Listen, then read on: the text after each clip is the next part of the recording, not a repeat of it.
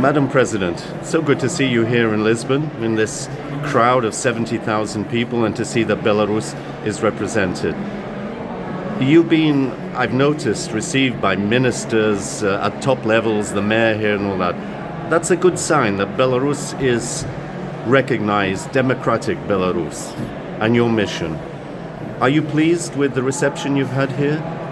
So actually we are in Portugal, and since 2020 Portugal is showing a friendly relationship with the Belarusian democratic forces. They don't recognize Lukashenko's regime as legitimate. They provide us with partial assistance what we are asking for. And on this visit I had met with the Prime Minister of Portugal and the Minister of Foreign Affairs just to keep Belarus in focus, to keep information about our country updated.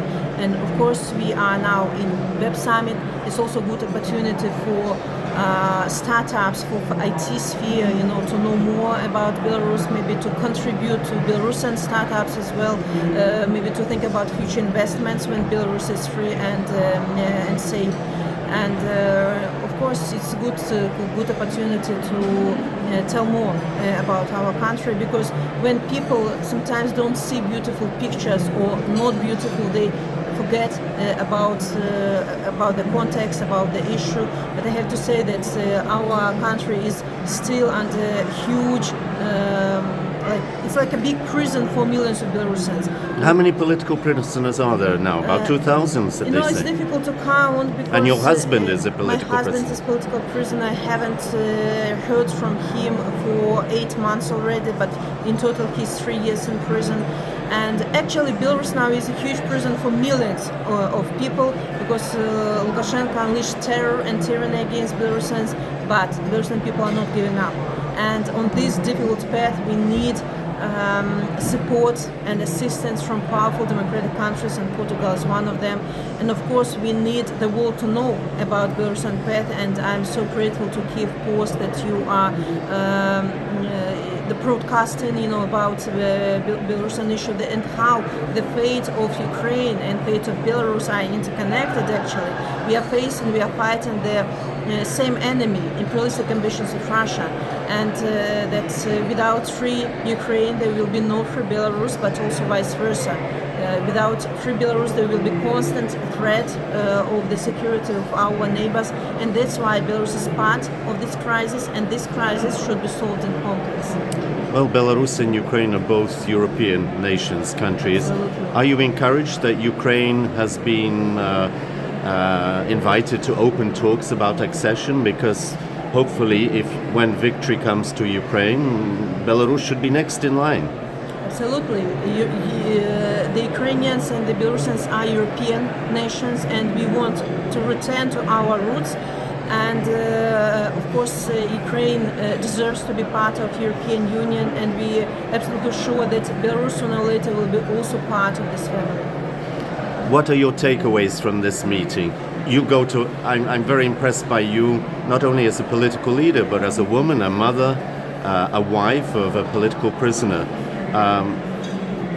I guess many of our viewers would ask, where do you find the strength to carry on?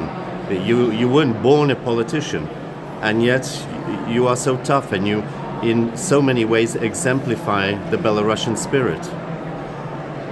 I take my inspiration first of all from Belarusians themselves. When I see that 3 years passed since fraudulent elections, but people are not giving up, people are rather exhausted. Some of them experienced all the terrific staying in jail, but they continue to fight, because Belarusian people, they feel responsibility for those who are in prisons, and they feel responsibility for the future of our country and our nation. We want to build a country without war, without repressions for our children.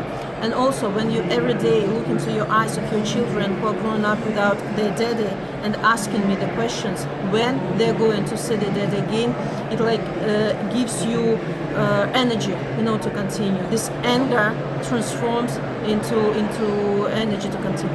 Okay, last question. your messages to the outside world, you've already said that Belarus needs the support, the recognition. In short, but what would you say to Ukrainian readers? What would you say to Kyiv at this moment in history? Ukraine is inspiration not only for us Belarusians, but actually for all over the world. Ukrainian nation showed that dictators shouldn't be appeased or eradicated, and reaction of Western countries should be more decisive, because now Ukrainians are fighting not only for their lands, as many might think, they're fighting against dictatorship. And believe me, dictators don't have borders. If you don't help Ukraine enough, and they might lose something in this war, even a small piece of their territory, just believe me, the only question is who will be the next. Madam President, thank you for these deep and inspiring words, and good luck in your mission. And as they would say in Ukraine, or used to say in Poland, za našu i vašu svobodu. Слава Україні, живі Білорусі! Slava Belarusi.